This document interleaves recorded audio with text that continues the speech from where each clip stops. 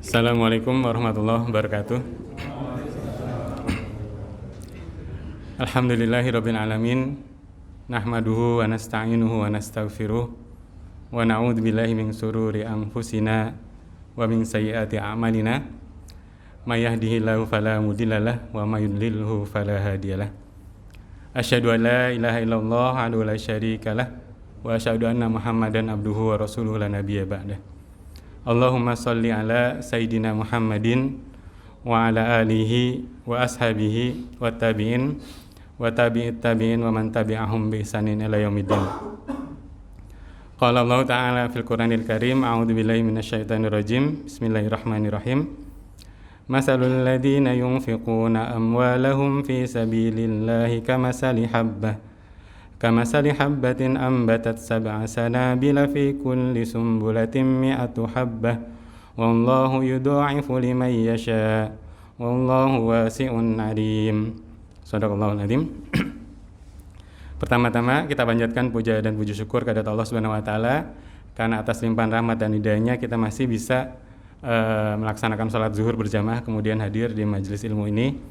Salawat teriring salam semoga selalu dilimpah curahkan kepada qudwah kita Nabi Muhammad SAW, kepada keluarganya, sahabatnya dan para pengikutnya. Yang terhormat Pak Al, kepala kantor serta Bapak dan Ibu jamaah sekalian, ya izinkan saya memenuhi kewajiban untuk memberikan kultum. Ya nanti gilirannya ada Bapak dan Ibu sekalian. Tema kali ini tentang keutamaan bersedekah. Ya. Jadi di dalam Quran surat Al-Baqarah ayat 261 yang tadi dibacakan, perumpamaan nafkah yang dikeluarkan oleh orang-orang yang menginfakkan hartanya di jalan Allah adalah serupa dengan sebutir benih yang menumbuhkan 7 bulir. Pada tiap-tiap bulir 100 biji. Allah melipat gandakan ganjaran bagi siapa yang Dia kehendaki dan Allah Maha Luas karunia-Nya lagi Maha mengetahui. Bapak dan Ibu yang dimuliakan Allah Subhanahu wa taala, ayat ini salah satu asbabun nuzulnya adalah bercerita tentang perang Tabuk ya. Jadi perang Tabuk itu adalah perang ketika Rasulullah memerintahkan kaum muslimin untuk menghadapi kekaisaran Romawi. Kalau kita lihat di sejarah, pertama kali itu kan Rasulullah mengirimkan setelah Perjanjian Hudaybiyah ya. Setelah Perjanjian Hudaybiyah itu kan ada sedikit berarti gencatan senjata antara kaum muslimin dengan kafir Quraisy. Kemudian Rasulullah mengirimkan utusan-utusan. Nah, di antaranya adalah utusan ke kerajaan Syam yang waktu itu di bawah kekaisaran Romawi ya. Nah, ketika utusan Rasulullah itu datang ke sana, kemudian terjadi pembunuhan. Jadi utusan Rasulullah itu yaitu Haris ya. Al-Haris bin Umair itu dibunuh ketika membawa surat Rasulullah ke penguasa Syam. Nah, ini menyebabkan Rasulullah mengirimkan pasukan yang kemudian menjadi perang Mu'tah ya. Perang Mu'tah itu kurang lebih kira-kira 3.000 pasukan muslim melawan 200.000 pasukan Romawi ya. Kemudian menurut ahli sejarah yang lain ada 100.000 ya. Di situ 3 orang sahabat terbaik gugur, yaitu Zaid bin Harisah, kemudian Ja'far bin Abi Thalib, lalu yang ketiga adalah Abdullah ibnu Rawahah. Dari peperangan yang sangat tersengit tersebut ya, jadi ada sekitar 3.000 melawan 100.000 atau di sejarah lain melawan 200.000, umat Islam itu hanya kehilangan sekitar 8, di riwayat yang lain 12 sahabatnya saja. Ketika peperangan antara 3.000 melawan 200.000. Subhanallah, itu adalah sebuah bantuan dari Allah Subhanahu wa taala dan salah satu bukti yang mungkin berikutnya akan semakin cemerlang kepemimpinan panglima perang Khalid bin Walid ya. Nah, kemudian beberapa saat setelah perang Mu'tah, kemudian ada desas-desus bahwa pasukan Romawi akan mengirimkan pasukan kembali untuk menyerang Madinah. Maka kemudian Rasulullah memanggil para sahabatnya untuk berperang ya, kemudian nanti menjadi perang Tabuk ya. Nah, pada waktu perang Tabuk ini Rasulullah mengirimkan sekitar 30.000 kaum muslimin ya, termasuk Rasulullah sendiri. Ini termasuk perang yang sangat sulit karena tadi banyak ya pasukan yang dikirim ya. Sebagai perbandingan Sewaktu perang Badar itu jumlah pasukan kaum muslimin itu ada sekitar 300. Ketika Fatu Mekah itu ada sekitar 10.000. Kemudian ketika perang Tabuk ini ada 30.000. Ya berarti kalau dilihat dari sini luar biasa sekali bagaimana Rasulullah bisa memimpin kaum muslimin ya dari 300, kemudian pada waktu perang Badar 2 Hijriah, kemudian pada tahun 8 Hijriah Fatu Mekah itu 10.000, pada perang Tabuk ini 30.000 kaum muslimin. Nah, pada waktu pengumuman mobilisasi tersebut, Utsman bin Affan itu langsung menginfakkan 900 ekor unta dan 100 ekor kuda beserta muatannya dengan ditambah uang ya. Kemudian Abdurrahman bin Auf yang nomor 2 menyerahkan 200 uqiyah perak. 200 uqiyah perak, satu uqiyah itu kira-kira 119 gram emas. Berarti kalau 200 itu berarti 20 kilogram emas ya, yang diinfakkan oleh Abdurrahman bin Auf. Abu Bakar pada saat itu menyerahkan 4.000 dirham dan itu adalah semua hartanya. Yang kemudian sering kita dengar juga di cerita, di kisah, di hadis bahwa pada saat itu Umar sudah berniat menginfakkan separuh hartanya dan beranggapan dan dia mengira, Umar radhiyallahu anhu mengira dia akan menang dalam kompetisi melawan Abu Bakar, tapi ternyata Abu Bakar menginfakkan seluruh hartanya sebesar 4.000 dirham ya. Jadi jamaah yang dimuliakan Allah Subhanahu wa taala, di dalam Quran surat Al-Baqarah ayat 261 ini Allah menjanjikan bahwa orang-orang yang menginfakkan hartanya di jalan Allah, di dalam tafsirnya Ibnu Abbas mengatakan termasuk di jalan Allah ini adalah berarti perang ya salah satunya, kemudian haji itu termasuk di jalan Allah, maka Allah akan menggantinya dengan 700 kali lipat. Dan subhanallah Allah membuat perumpamaannya ini tidak langsung 700 gitu ya, tetapi menjadi 7 bulir, masing-masing bulir menghasilkan 100 biji. Nah mudah-mudahan ini berarti seolah-olah Allah mengatakan ini ada prosesnya gitu ya, ada prosesnya ditumbuhkan seperti bagaimana petani menumbuhkan benihnya di sawah yang subur ya. Demikian perintah dari Allah Subhanahu wa taala agar kita menginfakkan harta kita ya, tidak takut, tidak khawatir untuk menginfakkan harta karena Allah akan menggantinya dengan 700 kali lipat, atau Allah akan menggantinya dengan lebih dari itu sebagaimana Allah mengendaki. Ya, Rasulullah SAW sebagai qudwah dan tauladan kita, Bapak dan Ibu yang dimuliakan Allah Subhanahu wa taala, juga tidak hanya sekedar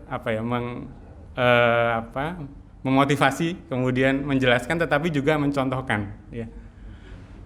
Bagaimana kita lihat dalam kehidupan sehari-harinya Rasulullah juga senang berinfak ya. Kalau kita lihat di dalam Al-Quran bahwa ketika ada perang ya, ketika kemudian kaum muslimin meraih kemenangan, maka 1/5 dari harta rampasan perang atau ghanimah itu kan merupakan hak Rasulullah, tetapi Rasulullah tidak pernah mengambil hartanya. Rasulullah tetap hidup sederhana, miskin gitu ya, seperti ya harta itu bahkan mungkin sebelum sampai rumah sudah habis di jalan ya. Pernah suatu saat Rasulullah itu sholat berjamaah, kemudian setelah salam langsung kembali ke rumahnya. Padahal biasanya kan berzikir dulu dan seterusnya. Nah setelah kembali ke rumah, kembali lagi ke masjid untuk berzikir. Kemudian para sahabat bertanya, ya Rasulullah kenapa tadi terburu-buru pulang ke rumah? Maka kata Rasulullah, aku teringat tadi setelah sholat bahwa ada sepotong emas di rumah. Dan aku tidak ingin agar emas itu sampai sempat bermalam di rumahku gitu ya. Apalagi kalau sampai masuk deposit box gitu ya. Ya Rasulullah seperti itu. Kemudian kita lihat bagaimana Rasulullah misalkan pernah mendapatkan hadiah emas ya sebanyak 40 uqiyah. Jadi satu butir atau mungkin satu batang emas gitu sebanyak 40 uqiyah. Kalau 40 uqiyah berarti tadi satu uqiyah adalah 119 gram, berarti sekitar 4 kilo. Ya, tapi kemudian langsung diinfakkan untuk membebaskan salah sahabatnya itu Salman Al-Farisi. Karena Salman Al-Farisi adalah tadinya dari Persia, orang yang dari Majusi, kemudian agamanya Majusi, lalu masuk agama Nasrani, kemudian mencari hidayah ya sampai ke Madinah, ketemu Rasulullah, kemudian waktu itu statusnya adalah budak ya. Perjanjiannya dia boleh dilepaskan menjadi orang merdeka dengan syarat menebus dengan 440 uqiyah emas dan 300 bibit kurma yang sudah ditanam. Ya, seperti itu Rasulullah. Rasulullah juga mengajarkan sifat kedermawanan ini, sifat suka berinfak ini kepada keluarga dan para sahabatnya. Ya, sahabatnya tadi sudah ya.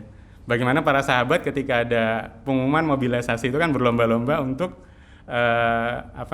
menginfakkan hartanya. Bahkan cari yang paling banyak atau bahkan dari seluruh hartanya. Begitu juga dengan putri Rasulullah, keluarga Rasulullah SAW. Jadi pada suatu ketika Rasulullah berkumpul dengan para sahabatnya, kemudian datang seorang musafir. Lalu musafir itu karena dia tersesat atau mungkin dia kehilangan hartanya, ya dia meminta bantuan kepada Rasulullah. Ya. Kemudian Rasulullah waktu itu tidak memiliki uang maupun makanan pada saat itu, lalu mengatakan kepada si musafir, pergilah engkau ke rumah anakku Fatimah. Sesungguhnya anakku itu adalah orang yang sangat mencintai Allah lebih dari cintanya kepada yang lain, gitu ya. Kemudian Rasulullah meminta salah seorang sahabat untuk mengantarkan si musafir ini ke rumahnya Fatimah. Nah ternyata setelah sampai di rumah Fatimah, Fatimah juga nggak punya duit, gitu ya. Mungkin kayak sekarang tanggal tua gitu ya. Jadi nggak ada makanan, nggak ada harta. Maka kemudian Fatimah tiba-tiba teringat bahwa dia masih memiliki sebuah kalung emas. Kalung emas itu adalah pembelian dari ibunya Khadijah, satu-satunya kenangan dari ibunya tercinta. Maka kemudian dengan berat hati, enggak dengan berat hati sih, diberikanlah. Ya maksudnya ini adalah sebuah kalung yang memiliki nilai luar biasa. Ya. Sama seperti kasus kita kemarin yang mencantumkan batok akiknya, kira-kira seperti itulah kurang lebih ya. Nilainya tak terhingga gitu, bukan kita, maksudnya pegawai pajak yang lain. Kemudian ketika musafir itu datang kembali ke kampung Rasulullah, dia memperlihatkan kalungnya tersebut kepada Rasulullah. Ya Rasulullah, aku mendapatkan ini dari anakmu Fatimah, gitu ya. Maka Rasulullah terlihat sedih karena Rasulullah tahu juga bahwa itu adalah kalung kesayangan anaknya yang diberikan dari ibunya. Maka melihat hal tersebut, kemudian salah seorang sahabat yaitu Ammar bin Yasir bertanya kepada si musafir, mau dijual berapa ini kalung? Ya. Maka kata musafir itu, tidak banyak, aku hanya butuh buat makan, ya, kemudian buat baju, lalu onta, dan kemudian uang 20 dinar agar aku bisa melanjutkan perjalananku. Maka kemudian baiklah, akan aku beri kalung tersebut dengan harga sebesar itu. Jadi diambil kalungnya, diberikan roti, kemudian diberikan pakaian, lalu unta, dan kemudian uang 20 dinar. Maka kemudian Ammar bin Yasir menyuruh budaknya untuk mengantarkan kalung tersebut ke rumah Rasulullah. Ya. Jadi berarti Rasulullah sudah tidak ada di situ. Kemudian kata Ammar bin Yasir, pergilah engkau ketemu Rasulullah, ini hadiah dari Ammar bin Yasir, dan kemudian engkau juga aku bebaskan sebagai budak. Jadi si budaknya Asam namanya kalau nggak salah, itu dibebaskan. Maka kemudian ketika Rasulullah menyuruh si budak tersebut ke Fatimah, ya, jadi diberikan kepada Fatimah. Maka melihat budak tersebut datang dengan membawa kalung yang tadi diberikan kepada si musafir, Fatimah menangis, ya. Ya lalu mengatakan bahwa si budak tersebut, si Aslam, itu dibebaskan sebagai budak pada saat itu. Jadi Fatimah menerima kembali kalungnya, kemudian Aslam menjadi orang yang merdeka. Lalu si budak tersebut tertawa, ya. Kemudian Fatimah kan heran, kenapa engkau tertawa? Maka kata si budak itu, sungguh luar biasa perjalanan kalung ini, ya. Jadi kalung itu dia keluar, kemudian kembali lagi Fatimah setelah memberikan makan buat orang kelaparan, memberikan pakaian buat orang yang telanjang, kemudian memberikan onta, kendaraan buat orang yang membutuhkan, dan memberikan uang, lalu kembali ke pemiliknya dan kemudian membebaskan seorang budak, ya. Subhanallah, begitulah Rasulullah mengajarkan keluarganya sendiri untuk gemar berinfak. Jamaah yang dimuliakan Allah Subhanahu wa taala, di dalam Quran surat Ali Imran ayat 133 134, Nauzubillahi minasyaitonirrajim. Bismillahirrahmanirrahim. Wasari'u ila magfiratim mir rabbikum arduhas samawati wal ardh uiddat lil muttaqin. Ya. bersegeralah kamu kepada ampunan Allah yang diberikan kepada orang-orang yang bertakwa, yang luasnya seluas langit dan bumi diberikan kepada orang-orang yang bertakwa. Yaitu siapa ciri-ciri orang bertakwa? Di dalam ayat berikutnya disebutkan, yaitu orang-orang yang bersedekah pada saat lapang dan sempit, kemudian menahan amarahnya dan suka memaafkan. Ya. Ada seorang ustadz yang mengatakan bahwa 3 sifat ini sebenarnya saling berkaitan. Ya. Jadi kalau kita bersedekah, ya, kita bersedekah, apalagi bersedekah di saat lapang dan di saat sempit, itu sebenarnya manfaatnya bukan untuk orang lain gitu, tetapi manfaatnya akan kembali buat diri kita sendiri. Sedekah itu akan menyucikan hati-hati kita, membuang penyakit-penyakit yang ada di dalam hati kita. Maka di dalam ayat yang lain, di dalam At-Taubah ayat 103, Allah juga berfirman, khudz min amwalihim sodakotan, ya. Ambillah dari harta-harta mereka sedekah. Sedekah di sini adalah zakat yang akan mensucikan ya, tohirukum wa tuzakihim, ya, dan berdoalah untuk mereka gitu ya. Jadi di sini harta yang kita keluarkan, Bapak dan Ibu yang dimuliakan Allah Subhanahu wa taala, itu manfaatnya untuk diri kita sendiri ya. Tadi melembutkan hati-hati kita gitu ya. Kemudian menjadikan kita orang-orang yang pemaaf, menjadikan kita orang-orang yang suka menahan amarah ya. Walaupun di sini juga ini adalah ciri-ciri orang yang bertakwa. Tetapi salah satu langkah awalnya adalah bagaimana agar kita gemar berinfak, ya, gemar berinfak, karena tadi salah satunya manfaatnya adalah infak itu kembali kepada diri kita sendiri. Terakhir, saya akan bacakan sebuah hadis diriwayatkan oleh Imam Bukhari. Karena Rasulullah SAW ajwadan nas wa kana ajwadu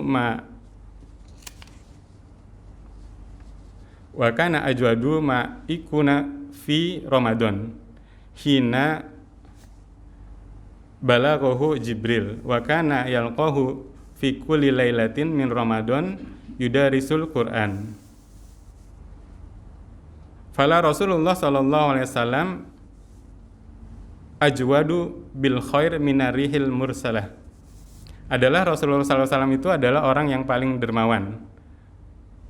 Dan Rasulullah yang paling dermawan itu, paling dermawannya lagi adalah pada saat bulan Ramadan, ketika beliau bertemu dengan Jibril ya. Adapun ketika bertemu dengan Jibril, Rasulullah itu di Ramadan itu setiap malam ketika Rasulullah tadarus Al-Qur'an ya, membacakan Al-Qur'an kepada malaikat Jibril ya. Dan Rasulullah itu ketika bulan Ramadan tersebut itu kedermawanannya itu lebih dermawan daripada angin yang berhembus.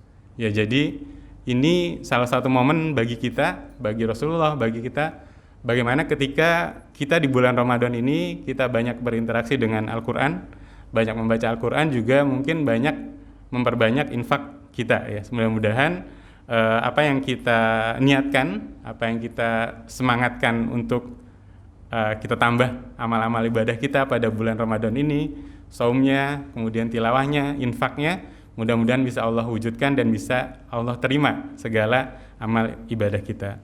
Al-haqqu min rabbik fala takunanna minal mumtarin wal afu minkum. Assalamualaikum warahmatullahi wabarakatuh.